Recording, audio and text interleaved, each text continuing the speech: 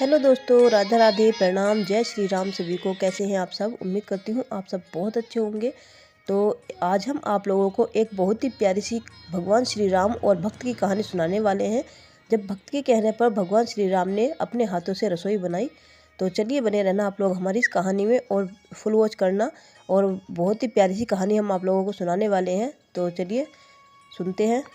बहुत साल पहले की बात है। एक आलसी लेकिन भोला भाला युवक था आनंद। दिन भर कोई काम न करता, बस खाता ही रहता और सोता ही रहता।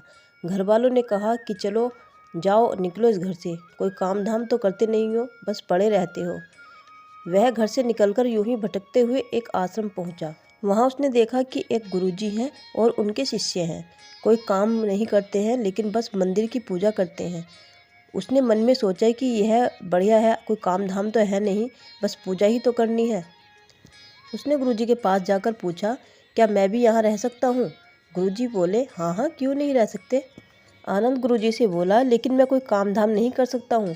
तो गुरुजी बोले, कोई काम नहीं करना, बस पूजा ही करनी है। आनंद ने कहा, ठीक है, वह तो मैं कर ही लूँगा। अब आनंद महाराज जी के आश्रम में रहने लगा। ना कोई काम, ना कोई धाम, बस सारा दिन खाते रहो और प्रभु भक्ति में भजन गाते रहो। महीना भर हो गया था। फिर एक दिन आई एकादशी। उसने रसोई में जाकर देखा कि खाने की तो कोई तैयारी ही नहीं है। उसने गुरुजी से पूछा कि आज खाना नहीं बनेगा क्या?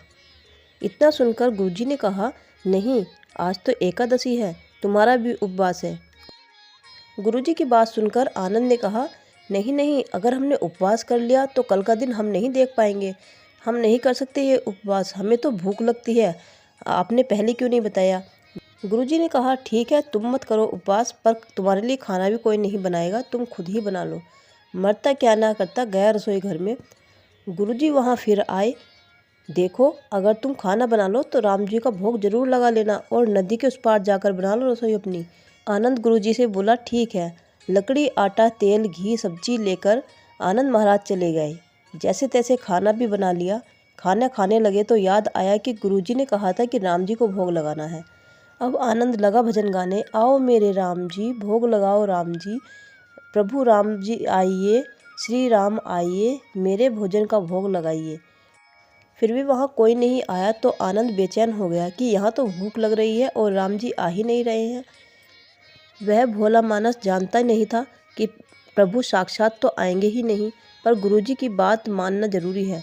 फिर उसने कहा, देखो प्रभु राम जी, मैं समझ गया हूँ कि आप क्यों नहीं आ रहे हैं। आज मैंने रूखा सूखा बनाया है और आपको तो तरमाल खाने की आदत है ना, इसलिए नहीं आ रहे हैं आप। तो सुनो प्रभु जी, आज वहाँ भी कुछ नहीं बना है। आज एकादशी है, खाना हो तो यहीं भोग लगा लो। श्री राम अपने भक्त की सरलता पर बड़े ही मुस्कुराए और माता सीता के साथ प्रकट हो गए। प्रभु श्री राम का भक्त असमंजस में। गुरु जी ने कहा था कि यहाँ तो राम जी आएंगे, पर यहाँ तो सीता माता भी आई हैं और मैंने तो भोजन बस 2 लोगों का ही बनाया है। चलो कोई बात नहीं, आज भोजन इन्हें ही खिला देते हैं। भक्त बोला, प्रभु मैं भूखा रह गया, लेकिन मुझे आप दोनों को देखकर बड़ा ही अच्छा लग रहा है। अगली एकादशी पर ऐसा ना करना, पहले ही बता देना कि कितने जन आ रहे हो, और हाँ, थोड़ा जल्दी आना। राम जी उसकी बात सुनकर बड़े ही मुस्कुराए और प्रसाद ग्रहण करके चले गए। अगली एकादशी आई और तब तक ये भोला मानस सब कुछ भूल गया। उसे लगा कि प्रभु श्री राम ऐसे ही आते होंगे और प्रसाद ग्रहण करते होंगे। फिर से एकादशी आई और उसने गुरुजी से कहा, मैं चला अपना खाना बनाने, पर गुरुजी थोड़ा ज़्यादा अनाज लगेगा, वह 2 लोग आते हैं। गुरुजी उसकी बात सुनकर मुस्कुराए और बोले कि भूख के मारे बावला है, ठीक है, ले जा तू और अनाज ले जा। अब की बार उसने 3 लोगों का खाना बनाया। फिर गुहार लगाई, प्रभु राम आइए, सीताराम आइए, मेरे भोजन का भोग लगाइए। प्रभु की महिमा निराली है। भक्त के साथ कौतुक करने में उन्हें भी बड़ा मज़ा आता है। इस बार वे अपने भाई लक्ष्मण, भरत, शत्रुघ्न और हनुमान जी को भी लेकर आए। भक्त को यह देखकर चक्कर आने लगे। यह क्या हुआ? एक का भोजन बनाया तो 2 आए और आज 2 का खाना ज़्यादा बनाया तो पूरा खानदान ही आ गया। लगता है आज भी भूखा ही रहना पड़ेगा। सबको भोजन लगाया और बैठे बैठे देखता रहा। अनजाने में ही सही, लेकिन उसकी भी एकादशी हो गई। फिर अगली एकादशी आने से पहले ही गुरुजी से कहा, गुरुजी, ये आपके प्रभु जी अकेले क्यों नहीं आते हैं? हर बार कितने सारे लोगों को साथ लेकर आते हैं, इस बार अनाज ज़्यादा देना। गुरुजी को लगा कहीं ये अनाज बेचता तो नहीं है, देखना पड़ेगा जाकर। भंडार में कहा, इसे जितना अनाज चाहिए दे दो, और गुरुजी छुपकर उसे देखने चल पड़े। इस बार आनंद ने सोचा, खाना पहले नहीं बनाऊंगा, पता नहीं कितने लोग आ जाएं, पहले बुला लेता हूँ और फिर बनाता हूँ। फिर से टेर लगाई, प्रभु राम आइए, श्री राम आइए, मेरे भोजन का भोग लगाइए। इतना सुनकर सारा राम दरबार मौजूद। इस बार तो हनुमान जी भी साथ आए, लेकिन यह क्या, प्रसाद तो तैयार ही नहीं है। बेचारा भक्त ठहरा भोला भाला। बोला, प्रभु श्री राम, इस बार मैंने खाना नहीं बनाया। प्रभु ने पूछा, क्यों? भक्त बोला, मुझे मिलेगा तो है नहीं, फिर क्या फ़ायदा बनाने का, आप ही बना लो और खुद ही खा लो। उसकी बात सुनकर राम जी मुस्कुराए और सीता माता भी गदगद हो गई उसकी मासूम सी जवाब से। लक्ष्मण जी बोले, क्या करें प्रभु? भगवान श्री राम बोले, भक्त की इच्छा है, पूरी तो करनी ही पड़ेगी। चलो लक्ष्मण, लग जाओ काम पे। तो लक्ष्मण जी ने लकड़ी उठाई, माता सीता आटा सानने लगी। भक्त एक तरफ बैठकर देखता रहा।